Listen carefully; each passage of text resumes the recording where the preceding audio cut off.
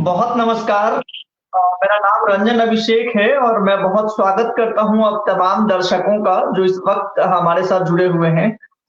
हम सभी लोग जयनगर न्यूज के सोशल मीडिया प्लेटफॉर्म पर जुड़े हुए हैं और निश्चित तौर से आज की इस चर्चा, जैसा कि टाइटल लिखा हुआ है, आप तमाम लोग समझ गए होंगे कि हम किन मुद्दों पर बात करने वाले हैं। लेकिन फिर भी एक मॉडरेटर होने के नाते और इस शो को चूंकि मेरी जिम्मेदारी है थोड़ा प्राथमिक परिचय करवाना, तो मैं उस जिम्मेदारी का निर्वहन करते हुए आप तमाम दर्शकों को बता दूं कि आज का जो दिन है, कभी बहुत कम ऐसे समय आते हैं जीवन में, बहुत कम क्षण ऐसे आते हैं जो जिसकी जो यात्रा है उस दिन की, वो अतीत, वर्तमान और भविष्य, इन तीनों ही पहलुओं के लिहाज से बहुत अहम होता है, बहुत महत्वपूर्ण होता है। पीढ़ियां गुजर गुजर जाती है ऐसे दिनों के दर्शन में, और आज हम तमाम लोग बहुत सौभाग्यशाली हैं। हम उस बिंदु पर खड़े हैं जहां से हम अतीत की बात भी कर रहे हैं, वर्तमान में स्वयं को कृतज्ञ और सौभाग्यशाली भी महसूस कर रहे हैं, और साथ ही साथ आने वाली पीढ़ियों को एक सुंदर भविष्य और एक सुंदर भारत जो उन्हें देने जाएंगे, उस विषय में भी बात कर रहे हैं। तो आज दरअसल मुद्दा ही यही है, राम मंदिर संवाद एवं चर्चा। इसके तीन पहलू हैं। अतीत क्या रहा, क्यों नानक के देश में, राम के देश में, बुद्ध के देश में 5 शताब्दियों का संघर्ष करना पड़ गया इस बात का प्रमाण देने के लिए कि राम जन्म कहां लिए। और मजे की बात है कि जिन संस्थानों में ये प्रमाण दिए जाते रहे, उन तमाम संस्थानों में रामनवमी की छुट्टी भी दी जाती रही साथ ही साथ। तो इन मुद्दों पर बातचीत होगी।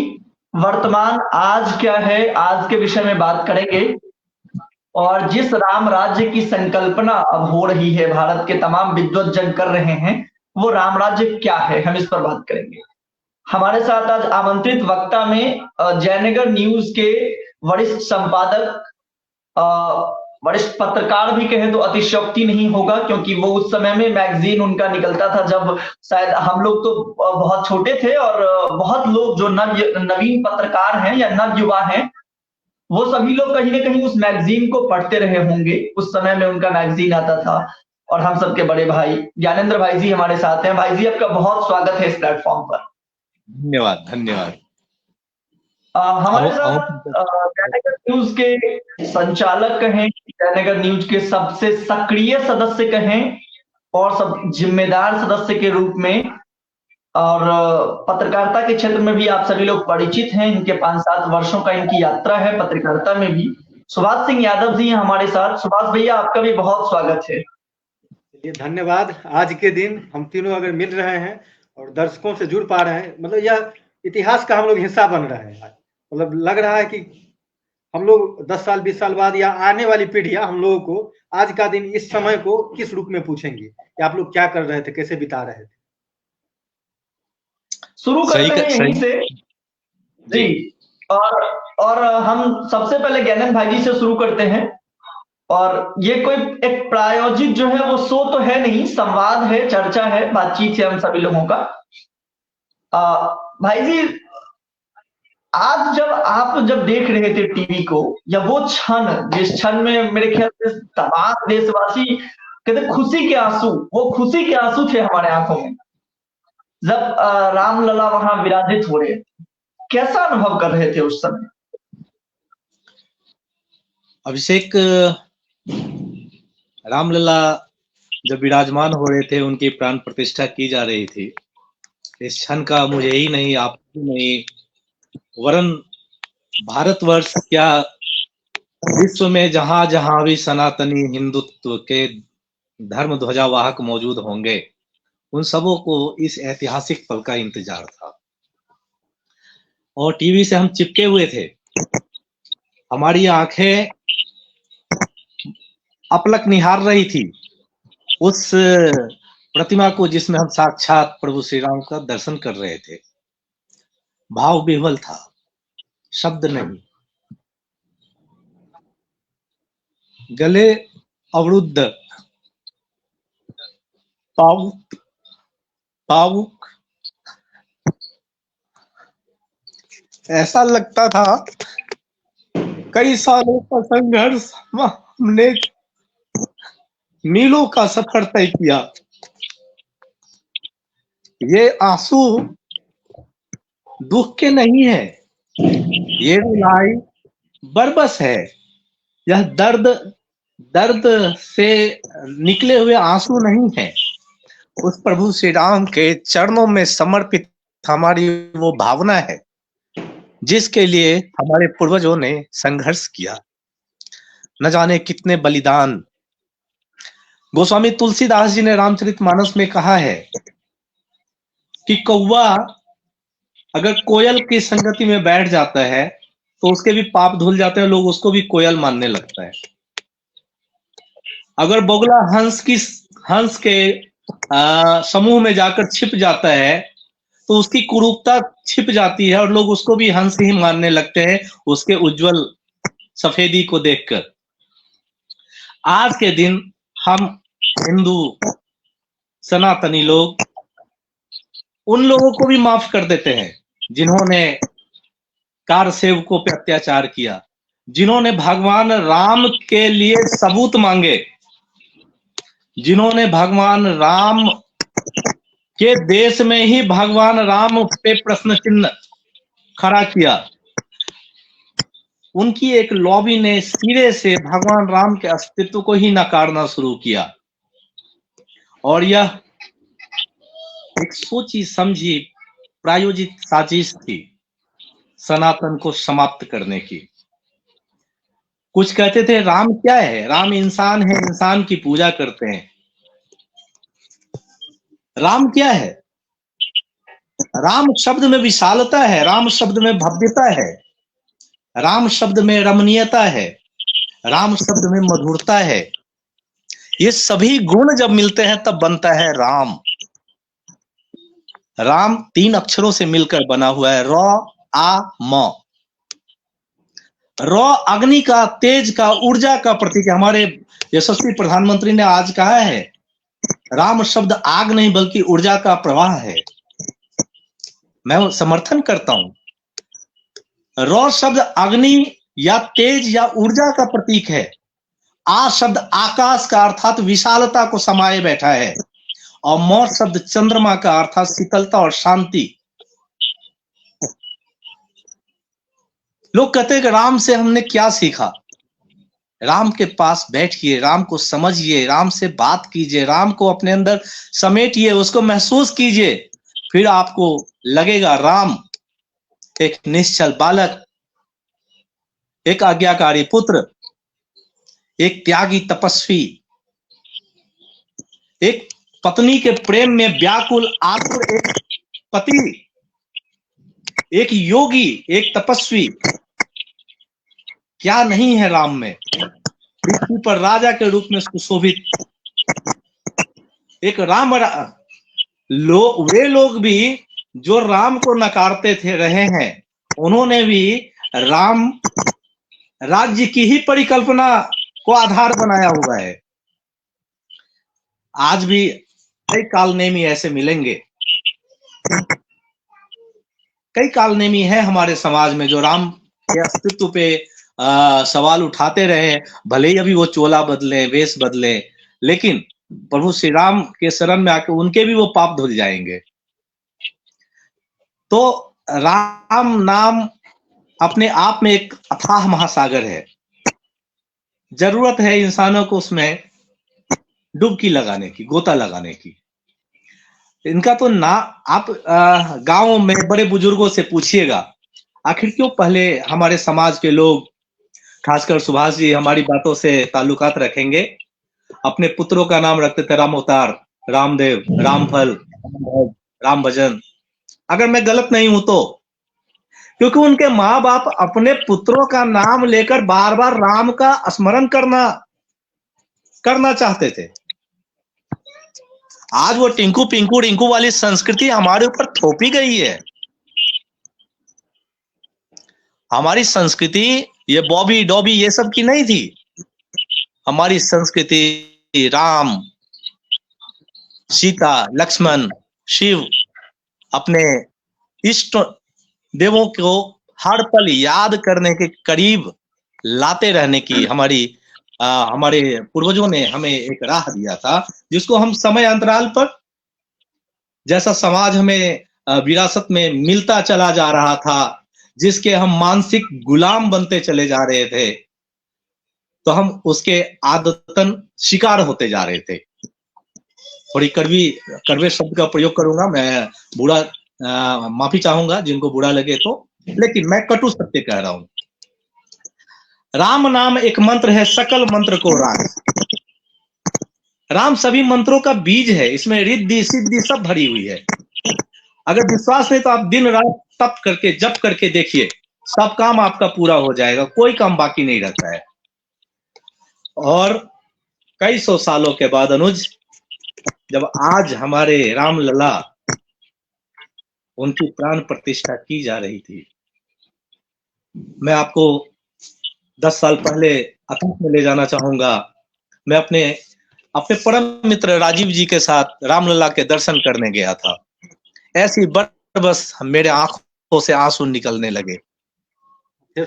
मुझे अपने रामलला के दर्शन के लिए न जाने सुरक्षा के कई चक्र को पार करना पड़ा। उस समय उत्तर प्रदेश में भाजपा की भी सरकार नहीं थी, केंद्र में भाजपा की भी सरकार नहीं थी। और तो और चलिए, सुरक्षा जांच एक प्रक्रिया है, कानून व्यवस्था के अंतर्गत है, तो एक जिम्मेदार नागरिक होने के नाते मैं उस पर कोई सवाल पैदा नहीं करता।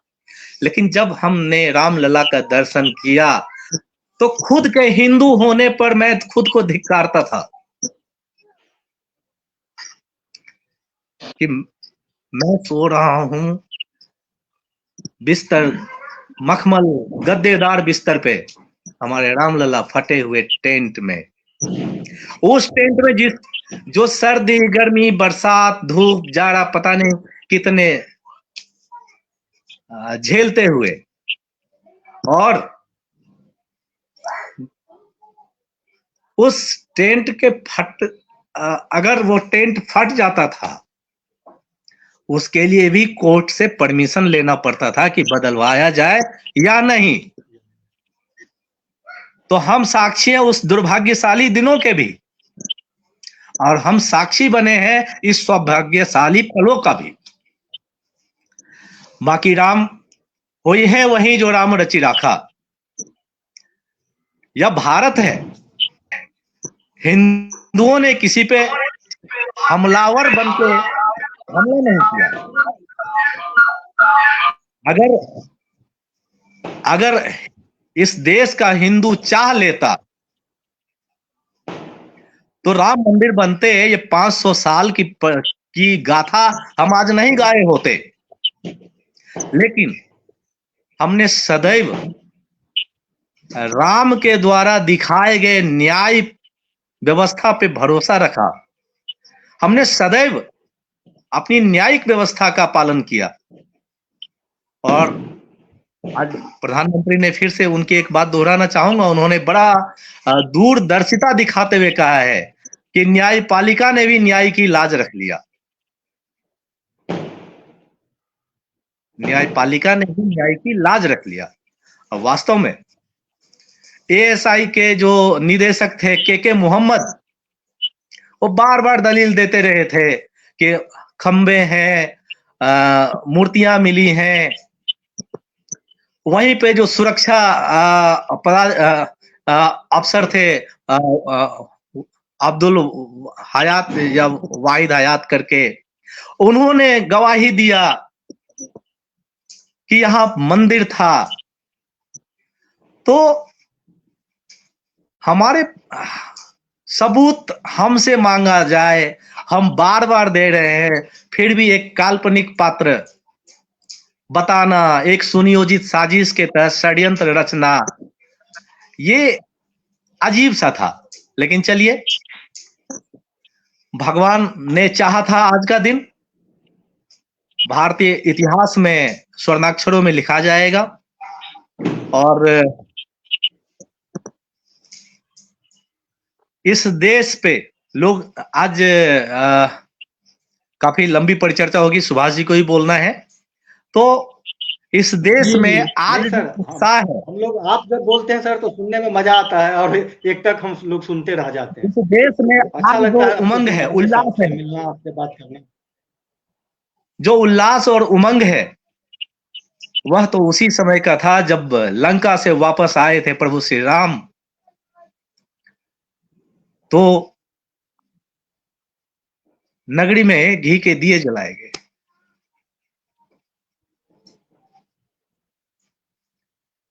चहुं ओर दिवाली, जगह जगह कीर्तन भजन, हर जगह मेरे प्रभु राम आए हैं। यह है भारत। मैं देख रहा हूँ कि आप कई बार जो है अपनी भावनाओं को व्यक्त करते हुए बड़े भावुक हो जा रहे हैं। और मैंने शुरू में ही कहा कि आज कौन ऐसा नहीं, हम सब लोग भावुक हो गए जब वो दृश्य दिखा, जब प्रभु श्री राम विराजित हुए और उनका वो मुख जो है वो जब आया सबके सामने, वो विराट, वो अद्भुत, वो मोहक लल्ला स्वरूप, तो हम लोग अभिभूत हो गए। और बिल्कुल हम सबों ने माना कि निश्चित तौर पर ये कुछ पुण्य कर्म है ऐसे हमारे पूर्व जन्मों के, कई पीढ़ियां खप गई इस दिन को देखने के लिए, कई लोग गुजर गए और इस आस में, इस उम्मीद में कि राम आएंगे, और राम जब आए तो हम उस पुनीत क्षण के साक्षी बन रहे थे। बिल्कुल बिल्कुल बिल्कुल। चर्चा को भैया यहीं से आगे बढ़ाऊंगा मैं, चूंकि मेरा नाम जितने लोगों को पता है, अमूमन सबको पता है, अभिषेक है। तो आप बता रहे थे, मुझे याद आ रहा है कि मैं 5 भाई हूं, एक बहन है मेरी। तो घर में जब नामकरण हुआ तो दादाजी सबका नाम रखे और पिताजी माँ अपना उनका जो था वो भी रखे। तो पापा मम्मी हमारा नाम अभिषेक रखे, हमारे दादाजी जो नाम रखे, जो हमारे बड़े भाई हैं, उनका नाम बलराम रखे, मेरा नाम घनश्याम रखें, हमसे जो छोटा है उसका नाम भवनाथ रखें, उससे छोटे का नाम विश्वनाथ रखें, और सबसे छोटे का नाम धर्मनाथ रखें, और बहन हुई तो उसका नाम लक्ष्मी रखे। तो कई बार, अच्छा जो मैं जिक्र कर रहा था ये मैं ऐसा मानता हूँ वाला संदर्भ में आप बोल रहे हैं। हाँ, और बहन जो थी उसका नाम लक्ष्मी रखे।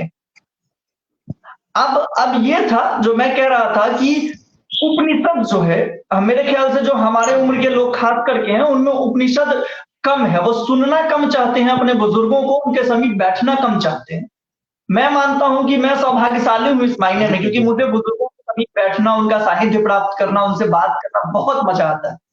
तो मैंने अपने दादाजी से पूछ दिया इस बात से कि अच्छा, मतलब जब नाम रखने की ही बात थी तो सब लोग नाम रख रहे थे, फिर आपने ये 5 नाम जो रखा, इसके पीछे क्या तर्क था? जो उनका तर्क था भैया, मैं बताता हूं कि मैं उस दिन समझ गया कि जो हमारे मिथिलांचल में या तमाम जगहों पर लोग कहते हैं ना, कन कन में शिव, एक आम बोलचाल में कहते हैं कठौती में गंगा, मन चंगा तो कठौती में गंगा। तो मुझे लगा कि इसके पीछे कितना बड़ा दर्शन छुपा हुआ है। दादाजी हमको कह रहे हैं कि जब हम मृत्यु हमारी होगी, जब हम मरने के समय में आएंगे, तो लोग कहते हैं कि आप भगवान का नाम लेते हैं तो मोक्ष प्राप्त करते हैं, स्वर्ग मिलता है। अगर गलती से उस समय मेरे ऊपर मेरे किसी भी पोता का नाम आ जाएगा जिसको मैं आवाज दे दूंगा, तो मैं मोक्ष को प्राप्त कर जाऊंगा, मैं स्वर्ग चले जाऊंगा। तो जो बात आप कह रहे थे, निश्चित तौर पर मैं बहुत मतलब, और ये सभ्यता संस्कृति हमारी है, लेकिन भैया आपको क्या लगता है कि अब कुछ दिनों तक कहा जाता था युग की बात और तमाम, लेकिन अब मुझे लगता है कि आने वाली पीढ़ियां पढ़ेंगी बाबर युग और राम युग। कौन कहता है कि कलयुग है? मैं तो कहता हूं कि अभी भी त्रेता में है। जी, मैं तो कहता हूं कि हम अभी भी त्रेता में है। आप महसूस कीजिए, राम मंदिर पर फैसला आना और कहीं दंगा नहीं होना, राम मंदिर का सफलतापूर्वक पुनर्निर्माण हो जाना, भव्यता के स्वरूप को प्राप्त कर लेना और कोई अड़चन नहीं आना। आज इतना बड़ा भव्य समारोह हो जाना, रामलला का विराजमान होना, प्राण प्रतिष्ठा होना, और हर जगह शांतिपूर्वक एक हर्षोल्लास, ऐसी भावना भावनाओं का प्रादुर्भाव हो रहा था, जैसे हमें लग रहा था कि हम अपने किसी पर्व त्योहार को मना रहे हैं। ऐसा लग रहा था कि वास्तव में हम अपने प्रभु श्री राम के आगमन के हर्षोल्लास में हम चारण गीत गा रहे हैं, मंगल गान कर रहे हैं। तो यह प्रक्रिया वास्तव में एक लंबे समय के अंतराल के बाद एक अंजाम तक पहुंची है। लेकिन अनुज, मैं आपको कुछ साल पीछे ले जाना चाहूंगा। तरह तरह की राजनीति, तुष्टीकरण, वोट बैंक का छिटकना, पता नहीं कितने सारी चीजों का डर, कम से कम हम उससे ऊपर तो उठ गए। कम से कम हमें यह भय तो नहीं रहा कि हमें अपनी चीजों के लिए भी निर्बलता का एक ठप्पा हमारे माथे पे लगाया जाता रहा था। कम से कम हमने उस कलंक को तो धो दिया। और मैं विपक्षी जो मानसिकता के लोग हैं, जो वामपंथी मानसिकता के लोग हैं, जिन्होंने कभी जो धर्म को अफीम की संज्ञा देते हैं, तो उनकी बातों को इसमें थोड़ा सा जोड़ना चाहूंगा। वो कहते हैं कि ये राजनैतिक समारोह था। इसको धर्म को राजनीति से जोड़कर एक उबाल और उभार ला दिया गया है लोकसभा के चुनाव को देखते हुए। मुझे लगता है कि शायद आपका आगे का सवाल भी इससे जुड़ा हुआ होगा। तो हाँ जी, तो मैं थोड़ा सा जोड़ना चाहता हूं। धर्म और राजनीति को आप कतई एक दूसरे से अलग नहीं कर सकते, चाहे वह भारतवर्ष हो या इटली हो या वेटिकन सिटी हो या अमेरिका हो या पाकिस्तान हो या अफगानिस्तान हो। जहां धर्म है वहीं राज्य की परिकल्पना होती है, और जहां राज्य है वहां राजनीति होगी।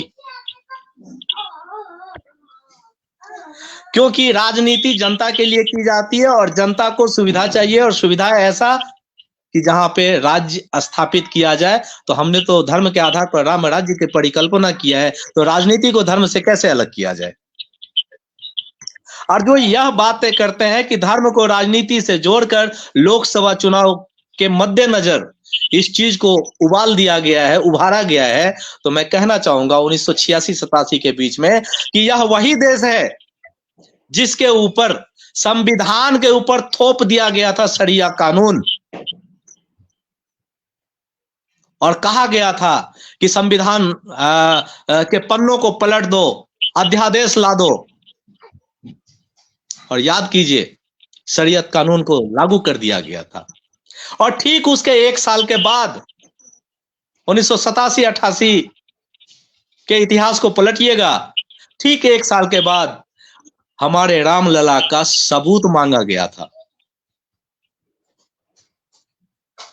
यह है हमारा हिंदू दर्शन, यह है हमारे राम की संस्कृति, जिसने हमें धैर्य का पाठ पढ़ाया, जिसने हमें शांति स्थापित करने की संज्ञा दिया, प्रेरणा दिया। लोग बड़ी आसानी से, कुछ कुत्सित मानसिकता के लोग सवाल उठा देते हैं। तो गोस्वामी तुलसीदास जी के रामचरितमानस पे ही कितने लोगों ने क्या क्या नहीं प्रपंच रचा, क्या क्या नहीं कहा। जब गोस्वामी तुलसीदास जी के रामचरितमानस का बालकांड जब उन्होंने लिखना शुरू किया है ना, तो उन्होंने ऐसे दुष्टों, ऐसे निर्बुद्धियों को भी, उनको भी हाथ जोड़ के उन्होंने प्रार्थना किया है। उन्होंने खुद को कहा है कि मैं कोई बहुत बड़ा ग्रंथ नहीं रच रहा हूं, मैं अपनी भद्दी कविता ही लिख रहा हूं, लेकिन मैं अपनी भद्दी कविता के माध्यम से अपने इष्ट राम को जन जन तक पहुंचाने की कोशिश कर रहा हूं। उन्होंने अपनी उस रामचरितमानस को महान ग्रंथ नहीं बताया। तो उंगली उठा देना, इल्जाम लगा देना बहुत आसान होता है, लेकिन वैसा बन जाना, वैसा बनना, उसमें तो साहब मीलों का सफर तय करना पड़ता है। जी, अब सुभाष भैया, अब अगला सवाल चूंकि आपसे ही रहेगा और फिर उसके बाद कुछ सवाल आप करेंगे। मुझे लगता है ऐसा कि ये जो 500 वर्षों का संघर्ष रहा वो केवल इसलिए रहा कि हम फिर एक बार हमारी अटूट विश्वास हो इस बात में कि असत्य चाहे कितना भी बलवान हो, अंततः जीत सत्य की ही हो। और जैसे 14 वर्ष भगवान वनवास गए और उसके बाद उन्होंने तमाम असुर शक्तियों का नाश किया, मुझे लगता है कि फिर एक बार भगवान 5 शताब्दी के वनवास पर थे और इन इस अवधि में जो तमाम आक्रांता आए, जो असुर शक्तियां आई, उस सबका नाश किया और फिर एक बार उन्होंने स्थापित होकर यह सत्य कर दिया कि जीत हमेशा धर्म की होगी, नीति की होगी और सत्य की। क्या कहते हैं? बिल्कुल। आज 22 जनवरी की प्रतीक्षा काफी समय से कर ही रहे थे, जब से घोषणा हुई थी कि प्राण प्रतिष्ठा होगी। और रात में 2 बजे ही नींद खुल गई, तो नींद खुल जाने से तब से जगा हूं और एक एक अपडेट देख रहा हूं ऑनलाइन मीडिया में भी कि क्या अयोध्या में हो रहा है। पिछले 1.5 दशकों से, लगभग 15 वर्षों से मैं भी इस विवाद से जुड़े हर गतिविधियों को फॉलो करता रहा कि कहाँ क्या हो रहा। जब मामला इलाहाबाद हाईकोर्ट की लखनऊ बेंच में था, 30 सितंबर 2010 को इसका निर्णय आया था, जब 2 और 1 के अनुपात में, उस समय पटना में रहा करता था। उस समय से लेकर और जब 2019 में नवंबर में निर्णय सुप्रीम कोर्ट का आया, तो उस समय तक का कानून व्यवस्था से लेकर हर तरह की स्थिति को मैं देखा हूं, समझा हूं। पिछले 1.5 दशक का साक्षी गवाह मैं भी रहा हूं।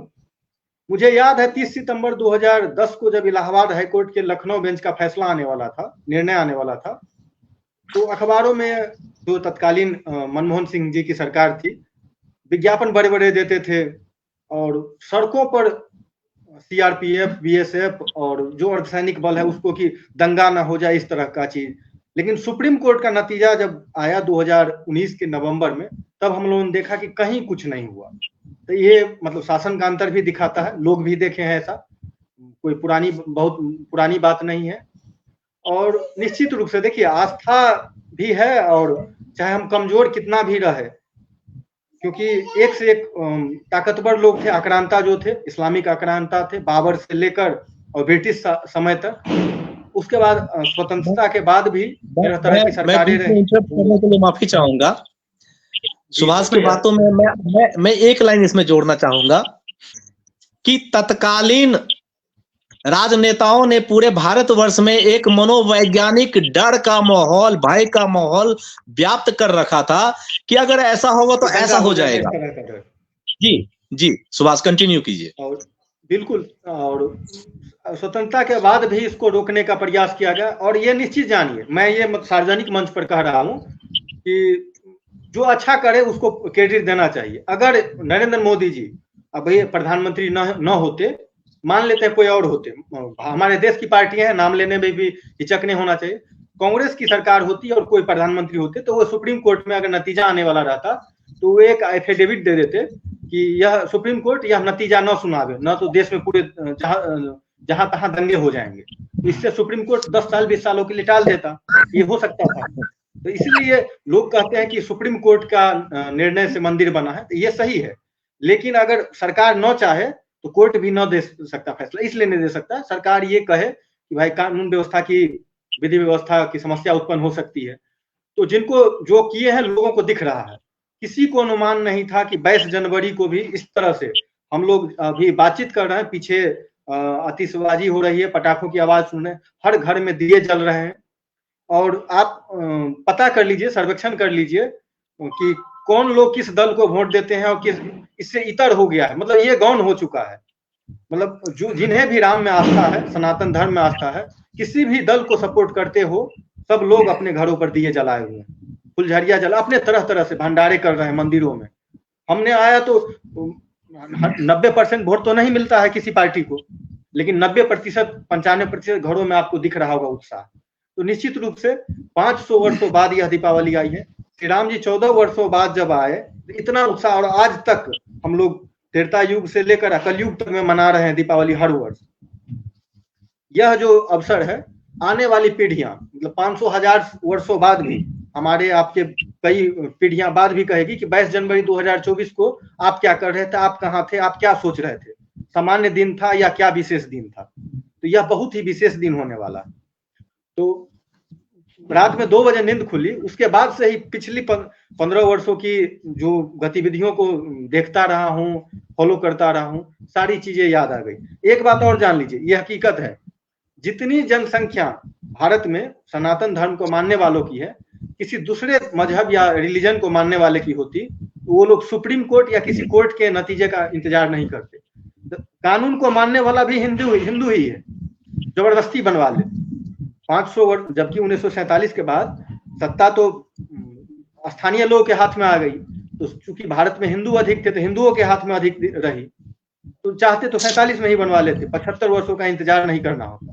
तो हिंदू ही सहिष्णु है, यह स्वाभाविक रूप से इसके मतलब डीएनए में डिकोडेड है, कोडेड है, और कोई नहीं सहिष्णु है। आप उदाहरण, अच्छा एक बात और उठता है सवाल कि शिक्षा से जोड़ दिया जाता है कि शिक्षित लोग मंदिर नहीं वहां अस्पताल चाहते थे। एक बात बताइए, इस दुनिया में सबसे ज्यादा पावरफुल अभी ईसाई है, और ईसाइयों का सबसे अधिक देश भी है, सबसे अधिक नोबेल प्राइज विनर्स में यहूदी भी हैं। ईसाई, यहूदी और मुसलमानों का विवाद चल रहा है जेरूसलम में, क्यों नहीं वहां हॉस्पिटल बना दिया जाता? वो लोग तो पढ़े लिखे और समझदार लोग हैं। हिंदू लोग को कहा जाता था सपेरों का सांप पकड़ने वाला है, ये लोग गरीब लोग है। ठीक है, हम गरीबी है तो वो सच उससे छुप नहीं जाता, उभरने का प्रयास करना चाहिए। यहाँ कंट्रोवर्सी है। एक तरफ उन्हीं इतिहासकारों ने कहा कि भारत गरीब और सपेरों का देश है, एक तरफ उन्हीं इतिहासकारों ने कहा कि भारत सोने की चिड़िया थी। तो मतलब मतभेद, उस इतिहास को मैं वास्तव में इतिहास नहीं मानता हूं जो हमें पढ़ाया जाता रहा है। ठीक है सुभाष, अपनी अपनी कहानी सबने कह दी। हाँ, मैं आपकी इस बात से बिल्कुल सहमत हूं कि जेरूसलम में जो अल-अक्सा मस्जिद है या जो भी मंदिर है, जो भी वहां पे है, उसको वास्तव में एक बड़े हॉस्पिटल के रूप में या विश्वविद्यालय के रूप में बदल दिया जाए। क्यों नहीं स्वीकार करते तीनों धर्म, यहूदी, ईसाई और मुस्लिम स्वीकार कर ले इस बात को। और संक्षेप में हम बात को इसको समाप्त करेंगे। जी जी, ये है कि जो लोग कहते हैं मंदिर बनना चाहिए, एक बात और बता देते हैं, शौर्य की बात। हम लोग कहा क्या कि हिंदू कायर होते हैं, कमजोर होते हैं, और सहिष्णु तो हम बोले ही, सहिष्णुता ही अगर जब अति हो जाता है तो कायरता में बदल जाता है। तो हम बताते हैं कि 1500 वर्षों का इतिहास है इस्लाम का। इस्लाम ने जिस जगह को कब्जा किया या जिस धार्मिक स्थल को कब्जा किया, चाहे वो तुर्की का हागिया सोफिया चर्च हो, चर्च मतलब पूरी दुनिया में ईसाइयों की हुकूमत है अभी कई दशकों से, कई शताब्दियों से, और ईसाई वापस नहीं ले पाए। तो पूरे इस्लाम के इतिहास में यह इस्लाम का सबसे बड़ा हार है, अयोध्या की हार। वो स्वीकार नहीं करेंगे भले ही, क्योंकि वो अवैध रूप से मंदिर को तोड़कर मस्जिद बनाए थे। उनका दावा तो गलत था, हम लोग फिर से वापस लिए हैं।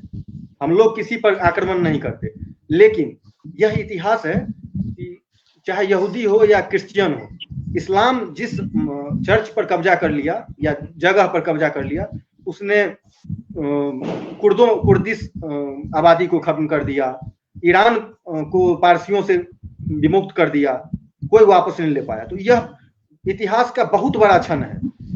समझिए 200 करोड़ मुस्लिम है, वो अगर चुपचाप सुन रहा है, देख रहा है इस घटनाक्रम को, तो कोई साधारण बात नहीं है। यह बहुत ही वो स्वीकार रहे हैं, जैसे वे भी स्वीकार रहे हैं। यह इतिहास, यह मतलब एक 22 जनवरी 2024 मतलब हमेशा के लिए एक मतलब सोने के क्या कहते हैं, स्वर्ण अक्षरों में अंकित करने योग्य है इतना। और अयोध्या मामला जो है आज अपने सफल परिणति को प्राप्त किया, मतलब अंत सुखद अंत हुआ है। अब इससे ये और राहें खुलेगी। आप कभी जाइए जी, मथुरा जाइए, काशी जाइए, आप बोलिए, गूंगा लोग ही बता सकता है कि वहां मंदिर है कि मस्जिद है, दीवारें वहां बोलती है। और इससे एक बात बताते हैं, 100 साल पहले की घटना है। पहले ऐसा माना जाता था कि यूरोपीय लोग का नस्ल में श्रेष्ठ होते हैं, एशियाई लोग कमजोर होते हैं। तो जापान ने जब पहली बार रूस को हराया 1905 में, तब ये कहा जाने लगा कि एशियाई भी किसी को हरा सकते हैं। यह घटनाक्रम है ना, आगे मतलब समझिए सूर्य कैसे दक्षिणायन से उत्तरायण होता है, दुनिया समझिए बदल रहा है। हम लोग जो लोग नए अनुभव कर रहे हैं वो देख ले, 22 जनवरी 2024 से पहले और 24 के बाद का इतिहास लिखा जाएगा, करवट ले रहा है लोग। जी जी, जब किया था मैंने, तो मैंने यही कहा कि अब आने वाली पीढ़ियां जो है वो पढ़ेगी इतिहास को कि राम निर्माण के पश्चात का भारत और उससे पूर्व का भारत, जब एक आक्रांताओं का भारत, उससे भारत पर आक्रांता हुए इस्लाम का आतंकवाद का प्रकोप रहा, और हमारे एक नहीं है, एक इंडिया नहीं है, हमारे सैकड़ों हजारों धर्मस्थलों जो है पर आक्रांताओं ने आक्रमण किया। और ऐसा तो ये है, अगर आप देखें जो भैया बता रहे थे, मैं वही कह रहा था, लोकतंत्र और हमसे तो सनातन से बड़ा दर्शन किसका हो सकता है। हमने तो चारवाक को कितना सम्मान दिया है। आप देखिए ना, हमारे दर्शन में, सनातन दर्शन में, हमारे यहाँ नास्तिकता का कोई ये नहीं, एक ही परिवार में एक ही व्यक्ति, अगर हम बात करूं, हमारे 70% युवा होते हैं जो नास्तिक होते हैं, 19 से लेकर 25 तक में एक सनातनी व्यक्ति नास्तिक हो जाता है, इसके बाद फिर वो आस्तिक हो जाता है। हमसे बृहद दर्शन किसका हो सकता है। और जब हम नास्तिक होते हैं तो हमारे पिताजी या हमारे परिजन गर्दन पकड़ के तुम्हें मंदिर में जाना कहते हैं कि एक दिन इसे समझ में आएगा, और जिस दिन समझ में आएगा। हमारे यहाँ जबरन का तो कोई सिद्धांत ही नहीं। अगर आप उस दर्शन को, उस परंपरा को, हमारे समझेंगे तो इसी सनातन में कहा गया है, जब संस्कार का धर्म हो रहा है तो शास्त्र धर्म हो रहा है तो शस्त्र हो रहा है। तो ये भी हमारी सनातन परंपरा है। आप इसे कमजोरी न समझिए, ये हमारी मजबूती है, ये हमारी ताकत है कि हम इतने समावेशी हैं कि हम अलग उन्हें समय देते हैं। हमारे यहाँ हम लोग पढ़ते थे पाठ्यक्रम हिंदी में, मुझे याद है, हमारे यहाँ जिज्ञासाओं का सम्मान हुआ है, हमारे यहाँ जिज्ञासाओं का सम्मान हुआ है, सर्वथा सम्मान हुआ है। तो ये चीजें हैं। लेकिन अब मैंने जब अभी अस्पताल की बात हो रही थी तो मैं सीधा पूछा कि अस्पताल बनाने के बाद वो लोग कर रहे हैं, मॉल बनाने का आरोप था और उस मामले में वो अस्पताल बनाना चाहते हैं हमारे राम मंदिर। अस्पताल बनाने की बात वो कर रहे हैं जो 30 साल से शासन है, बिहार में एक भी ऐसा अस्पताल नहीं है जहां मेरा रात में बीमार पड़ जाए, अगर आप सरकारी अस्पताल में गए तो सीधा भगवान के पास जाएंगे, दूसरा कोई रास्ता नहीं है। वो लोग अस्पताल बनाने की बात कर रहे हैं, जिनमें कला होगा, जिनके आंख को दिखाना होगा, तो वो देख रहे हैं, जबकि वो 30 साल से है यहाँ के सत्ता। और वो देखिए, नियम तय कर दिया गया है कि जो हिंदुओं को गाली देगा सेकुलर कहलाएगा। हम कहते हैं क्या, नास्तिक तब कहलाएंगे जब हिंदुओं का विरोध करेंगे। भाई एक तरह का पैमाना रखिए ना। अगर कोई नास्तिक ही है, अगर कोई, हम कहते धर्म विरोधी है, तो हर तरह का धर्म, रिलीजन, पंथ, संप्रदाय, हब का विरोध करें कि नहीं, और का सम्मान करेंगे, यहाँ विरोध करेंगे। एक आज का वीडियो देखिएगा, कोई भी आदमी अगर मस्जिद जाता है तो मस्जिद के नियमों का पालन करता है, चर्च जाता है चर्च के नियमों का पालन करता है, लेकिन मंदिर जाएगा तो न उसका वस्त्र शालीन रहेगा, न वहाँ का नियम पालन करना चाहेगा। आज का एक वीडियो आया है, जो कांग्रेस के एक नेता है राहुल गांधी, मंदिर में प्रवेश कर रहे हैं, कपाट बंद होने जाने के बाद, मंदिर का भी नियम है भाई, वहां भी आप जाते तो नियम पालन कीजिए, वहां नहीं, वहां हम नियम पालन नहीं करेंगे। वहां बंद अगर रोका जा रहा है तो कहेंगे कि मंदिरों से हमको किसी पार्टी या किसी नेता के आदेश पर हमको रोका जा रहा है। डरो मत। सुभाष, इस तरह का ये कालनेमी रूपी राक्षस होते हैं जो प्रभु राम का नाम लेकर हनुमान जैसे ज्ञानी को भी अपने कुचक्र में फंसा लेते हैं, भ्रमित कर देते हैं। तो भारत की जनता को दिग्भ्रमित करते आने वाले ऐसे कालनेमियों की आज भी कमी नहीं है। दिल्ली में जगह जगह पे राम धुन संकीर्तन शुरू कराया गया है, तो ऐसे कालनेमी भी मौजूद हैं। तो मैं आपको अभी अभिषेक की बातों में जोड़ रहा हूं कि अस्पताल बना दिया जाए, ये बना दिया जाए, स्कूल बना दिया जाए, कितना बनाएंगे, बहुत सारे हैं। और वहीं क्यों बनाएंगे, असंख्य संपत्ति है। भारत सरकार, बिहार सरकार, उत्तर प्रदेश सरकार वक्फ बोर्ड से संपत्ति जो अवैध कब्जे में उसको लिया जाए, उस पे मंदिर, मस्जिद, ये सब से दूर हटते हुए उस पे स्कूल कॉलेज इसकी कतार लगाया जाए। लेकिन भावनाओं के साथ खिलवाड़ क्यों? फिर अभिषेक 1947 के बाद भी हिंदुओं के भावना के साथ खिलवाड़ इसलिए होता है कि हम लोग अगर पढ़ते हैं बायोलॉजी में कि टेस्टिंग कोई चीज का क्या कहते हैं टीका बनता है तो चूहा पर ही प्रयोग किया जाता है, शेर पर नहीं किया जाता। तो हम लोग या तो अपने धार्मिक सम्मान को लेकर जागरूक नहीं है कि कोई हमको धार्मिक रूप से हमने जाति को दे दे तो हमारा छाती तन जाएगा, हमने जाति को गाली दे दिया, धर्म को दे दिया तो उसको हम सामान्य मानते। तो हम हिंदू धर्म के लोग पर ही 80% आबादी होने के बाद भी उसी को गाली दिया जाता रहा, उसी पर टेस्टिंग की, मतलब सेकुलरिज्म का ठप्पा इसी को मतलब परीक्षा टेस्ट देना है। तो यही होता रहा। यह जो घटनाक्रम है 22 जनवरी 2021, उसके बाद लोग देखेंगे, समझेंगे कि कभी ऐसा ना हो। सुभाष भैया अभिषेक शायद कुछ तकनीकी दिक्कतें थे। हाँ जी जी जी। तो जाते जाते अभिषेक एक संदेश देना चाहूंगा कि मतलब आपने कहा कि क्या यह दर्शन क्या फिर से पढ़ाया जाएगा? पढ़ाया जाएगा नहीं, ये पढ़ाया जाने लगा है। आपके समाज में आपके घर के छोटे छोटे बच्चे राम लक्ष्मण के बारे में जानकारी लेने की जिज्ञासाओं से परिपूर्ण है। उनके सवालों से आप अब जूझने की आप कोशिश करते हैं। उनकी जिज्ञासाओं को कैसे शांत करें, इसके लिए आप भरसक प्रयत्न करते हैं।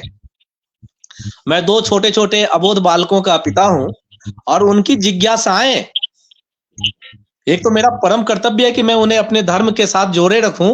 उनकी जिज्ञासाएं मुझे एक आत्मिक मुग्धता का शिकार भी बनाती है। मैं आत्म विभोर होता हूं, आत्ममुग्ध होता हूं जब उनके सवाल प्रभु श्री राम से जुड़े होते हैं, जब उनके सवाल सीता वनगमन, अपहरण, इन सब चीजों से वो जब अपनी छोटी छोटी बाल जिज्ञासाओं को मेरे सामने प्रकट करते हैं। और अब मैं कहना चाहूंगा कि राम के बारे में जानकारी, एक वो राम था जिसने सामने आई, अगले दिन राज्याभिषेक है और उसने ठुकरा दिया। और एक तरफ अलाउद्दीन खिलजी ने अपने चाचा जलालुद्दीन खिलजी का कत्ल कर दिया। आप इतिहास आपने ही लिखा है साहब, आप पलट के देखिए। एक वो राम है हमारे जिन्होंने पिता दशरथ को कहा कि आपने वचन दिया और आपके वचन को पूरा करने के लिए रघुकुल रीति सदा चली आए, प्राण जाए पर वचन न जाए। हम आपके कहे अनुसार, आज्ञा अनुसार 14 वर्ष के वनवास को ग्रहण करते हैं, स्वीकार करते हैं। और एक वो है जिसने अपने बाप शाहजहां को औरंगजेब ने काल कोठरी में ले जाके बंद कर दिया। पुराने क्यों चले सर, 6 साल पहले की बात है, मंच पर यूपी में एक बेटा अपने बाप को पार्टी का अध्यक्ष पर हथियार लेता है और मंच से धक्का देता है, सार्वजनिक वीडियो है उसका। बिल्कुल बिल्कुल। मतलब मुलायम सिंह यादव जो कि राम, जिसका हाथ इसमें राम भक्तों के खून से सना हुआ है, उसका बेटा धक्का दिया है अखिलेश यादव। मैं एक और उदाहरण इसमें जोड़ रहा हूं। एक हमारे वो प्रभु श्री राम है जिनके पास उनके अनुज भरत, ये संस्कार, धर्म संस्कार बता रहा हूं, धर्म की संस्कृति की जो सीख है मैं उसकी तुलनात्मक विवेचना कर रहा हूं। एक हमारे वो राम है जिनके अनुज भरत आते हैं, पैर छूते हैं, अपने आंसुओं से उनके पैर को धोते हैं और विनय करते हैं कि आप वापस चलिए, राज्य संभालिए। जब वो मना कर देते हैं तो उनका खड़ाऊ ले जाकर सिंहासन पर रखते हैं और 14 वर्षों तक वनवासी का जीवन वो भी जीते हैं, राजमहल में होते हुए भी। एक तरफ वो धर्म है जिसमें औरंगजेब ने अपने बड़े भाई दारा का सर काटकर गिफ्ट के रूप में शाहजहां को पेश किया था। यह हमारी सीख है, यह हमारी संस्कृति है। हमें किसी दूसरे से नहीं सीखना, दूसरा हमसे सीखे कि हमारे जीवन का दर्शन कैसा होना चाहिए। आपने सही कहा, हमने चार्वाक को भी सार्वभौमिकता से स्वीकार किया है, हमने नास्तिकता को भी स्वीकार किया है, हमने हिंदू धर्म से विमुख बौद्ध धर्म को भी समाज में स्थान दिया है, हमने सिख धर्म को भी अंगीकृत किया है, हमने जैन धर्म को भी अंगीकृत किया है। हमारे जब विश्व भर में कहीं जगह नहीं था तो भारत में यहूदी, पारसी, आपको हर धर्म के लोग मिलेंगे। यह भारत है और यही हमारा सनातन है और यही हमारा हिंदू और हिंदुत्व है, जिस पे हमें सदा गर्व है और हम आज भी गर्व से कहते हैं कि हम हिंदू हैं। जी अभिषेक जी, वही चीज मैं कह रहा था और मैं फिर से उसको बताता हूँ और आपकी बात को पूरा कर ही दिया है।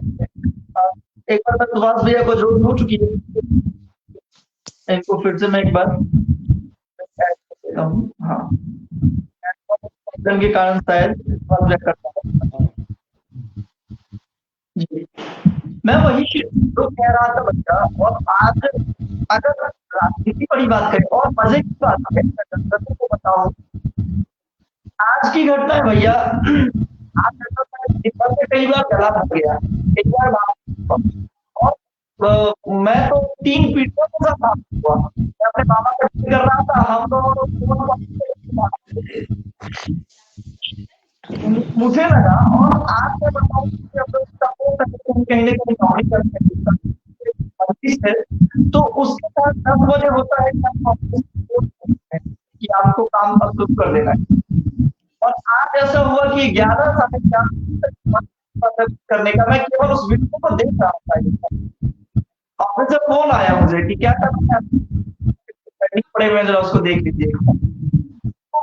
मतलब जो कहते हैं कि एकदम अपने आराध्य के आगमन के, लेकिन एक बात यहाँ बहुत ध्यान देने आपको बताया मैं भैया प्रधानमंत्री के लिहाज को लेकर, तो मैंने देखा उसमें पढ़ा कि आरोप भारतीय जनता पार्टी पर लगता है, आपको राजनीति में भारतीय जनता पार्टी को कराई राम को राजनीति कर रही है भारत। दर्शकों को आश्चर्य होगा जब भारत में चुनाव हुआ, तब देश के 13 सीटों पर चुनाव समाजवादी पार्टी से आचार्य कांग्रेस से पहली बार पिता ने राम के नाम का प्रयोग माधव दास था, कांग्रेस के और राम नाम की महिमा ऐसी है, राम का नाम को 1312 वोटों से राम जीत गए।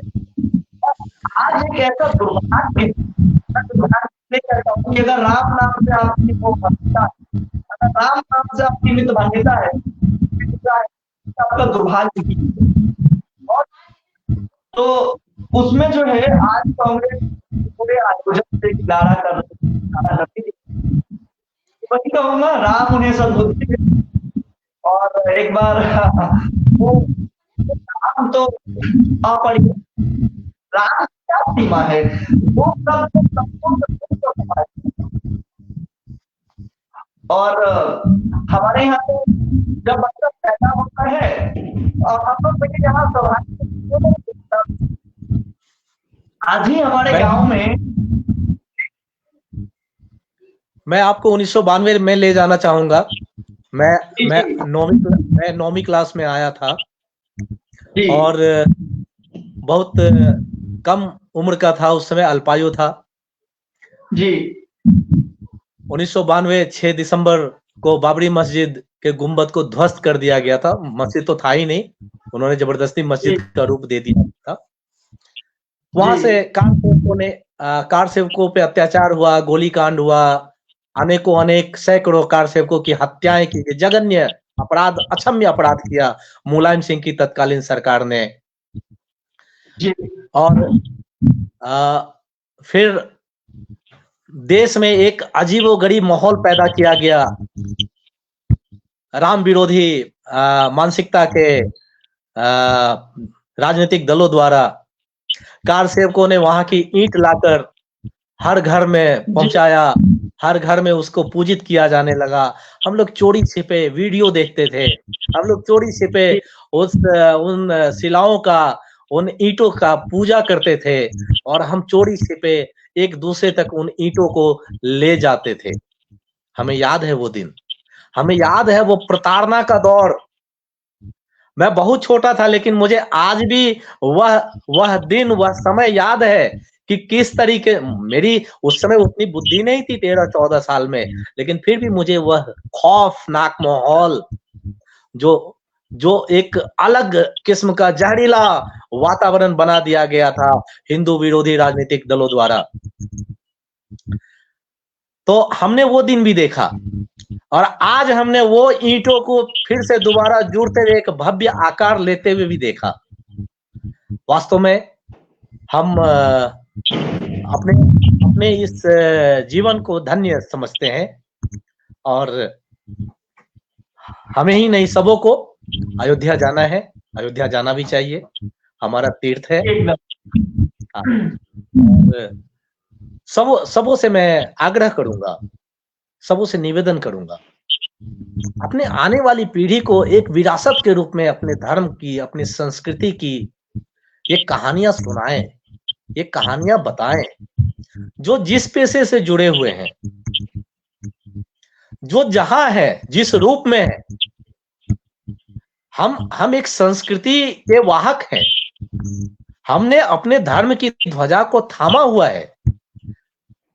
हिंदू एक दर्शन है जिसमें कहीं कोई जात पात नहीं है। इस जात पात को तो लोगों ने बनाया, राजनीतिक पार्टियों ने इसका बेजा लाभ लिया, बेजा इस्तेमाल किया। नहीं तो मुझे नहीं लगता कि मैंने आज तक कभी सुभाष से पूछा कि आप किस जाति से हो, और सुभाष ने मुझसे पूछा सर आपका जात कौन सा है। मैं शिक्षक रह चुका हूं, मेरे पास अनगिनत विद्यार्थी आते थे, मैंने किसी से नहीं पूछा कि तुम किस कास्ट के हो। मैं एचआर हेड रह चुका हूं एक मल्टीनेशनल ऑर्गेनाइजेशन का, मैंने आज तक अपने साथ काम करने वाले किसी कर्मचारी से नहीं पूछा कि तुम किस जात से हो।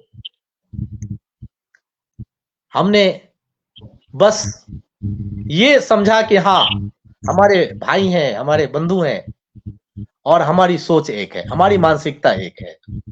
तो जात पात की राजनीति का दौर अब समाप्त होने वाला है। देश एक नए माहौल में प्रवेश कर चुका है, एक राम राज्य का युग आ गया है, और लोगों को स्वीकारना पड़ेगा, मानना पड़ेगा। जो राम विरोधी हैं उनके अंदर भी इस बात का एहसास हो रहा होगा कि धर्म की राजनीति का आरोप जो भाजपा पर लगाया जाता रहा था, उन्होंने सिरे से अपने सारे एजेंडे को लोगों तक पहुंचा दिया। चाहे वो 370 का उन्मूलन हो, चाहे कश्मीर का मुद्दा हो, चाहे राम मंदिर का निर्माण हो, और ऐसी बहुत सारी चीजें अभी और प्राथमिकताएं में हैं, रहेंगी। जब तक भारत है तब तक सनातन है, जब तक सनातन है तब तक भारत है। जी आप चर्चा कौन करेंगे, आप जुड़े हुए हैं, लेकिन मैं एक बात और कहना चाहता हूँ, और इस बात को मैं अपनी भाषा में कहना चाहता हूँ। हम मैथिली आज जखन माननीय प्रधानमंत्री की बात तमाम लोग सब लोग सियावर रामचंद्र, सियावर रामचंद्र हमारे जे पाहुन केहन रहता कि आजू घटना तो हम कहलिए कि अद्भुत अद्भुत अद्भुत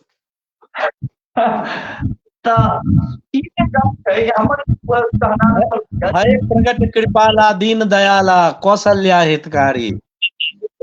जी जी, मतलब अद्भुत रूप। आप प्रभु आएंगे ना, आप सतान बनवा के हुनका हाथ के यात्रा के जे नैहर छै जी जी आप ओतो एहि चीजक आवश्यकता छै। तमाम जे अध्ययन के नाम लला सब प्रकट भ रहल छै। हमर दीदी जानकी जे छै वो ओकरो तैयार कयल जाय, एहि विषय पर की? बिल्कुल बिल्कुल बिल्कुल। अखन त राम के अस्तित्व पर सवाल छलियै ने। राम के आब त राम के अस्तित्व पर सवाल छै ने। आब त राम खुद विराजमान छथिन, तो हुनकर जे छथिन सब स्वतः स्थापित होइत जेथिन, कालांतर में स्थापित होइत जेथिन। जी जी। अब यह गप छै और हम सब घर में दादी कोई जो राम रच राखा राम जे रच कर रखने सब हेतै। और पुनः एक बेर देखो गोटे बड़ा एक तरीका से एक बार फिर जो देखिए आखिर प्रोग्राम के। जी जी।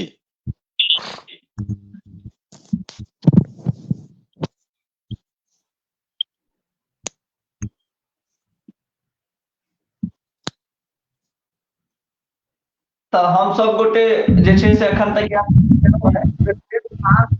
बात के बड़ा प्रतीक्षा रहते। अहिना फिर एक जानकी के भव्य मंदिर जे छै से निर्माण भ गेल छै। हम लोग प्रतीक्षारत छी और आशा है कि हम ही सब पर चर्चा करी, हमारा आबे वाला पीढ़ी पर चर्चा करी। इस सौभाग्य अपना भेटे जे रामो पर चर्चा हम ही करिए, पर चर्चा हम ही करिए। आप तो बात में आखिरी अंत में कहना चाहते हैं। धन्यवाद। बिल्कुल, अपना सब तो कोनो मुद्दा पर चर्चा करबे तो बहुत लंबा गप कऽ सकै छी। आई तो जतेक बात केली, समय अगर और चाही तो अपना सब कई घंटा तक कंटिन्यू कर सकै छी, लेकिन विभिन्न मुद्दा अभियो पीछे में बैकग्राउंड में सुनि सकै छियै पटाखा जे चलि रहल छै। जनवरी में नहि कहियो सुनै छलियै जे दीपावली मनाओल जाइ छै। देख रहल छियै साक्षात नाम के महिमा। ठीक छै जे आई दिवाली मनबै के लेल कोनो ऑर्डर नहीं आयल छै जे प्रदूषण जेतै। तब हमर के दिवाली जे मनायल जाइ छै ओइ पर सरकार प्रतिबंध लगा दै छै जहां पटाखा फोड़ सकै छै। कार्यक्रम के संपन्न किया जाए। आप जी बिल्कुल बिल्कुल, धन्यवाद। गणेश फिर बहुत धन्यवाद समय के बाद वास्ते जुड़बाक वास्ते चर्चा के वास्ते। और सुभाष भी होंगे बहुत बहुत धन्यवाद जयनगर न्यूज के प्लेटफॉर्म पर। हालांकि जयनगर न्यूज कार्यक्रम के आयोजन के सारा टेक्निकल और सारा चीज देख ली व्यवस्था। जी जयनगर न्यूज के लोग जे छै से सक्रिय सदस्य छी, एकटा वरिष्ठ संपादक और एकटा अहाँ। मुदा हमरा अधिकार से कहै छी कि जयनगर न्यूज में हमर वह अधिकार है जे सुभाष भाई के अधिकार छै। तो तही अधिकार के सब अहूँ के स्वागत कर रहल छी और ज्ञानेंद्र भैया के फिर से एक बार धन्यवाद दे रहल छी जुड़बाक वास्ते। तमाम दर्शक को बहुत बहुत धन्यवाद। हम लोगों ने आज बातचीत की, दरअसल इस चर्चा का जो मूल विषय था संवाद एवं चर्चा।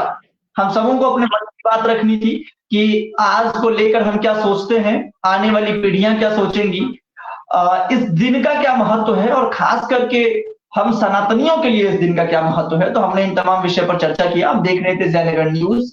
वीडियो अच्छा लगे और जहां कुछ भी आपकी प्रतिक्रिया हो तो कमेंट बॉक्स में प्रतिक्रिया भी साझा कीजिएगा और कोशिश कीजिएगा कि वीडियो को शेयर करें ताकि अधिक से अधिक लोगों तक जो है ये बातचीत पहुंचे और वो भी अपने विचार व्यक्त कर सके।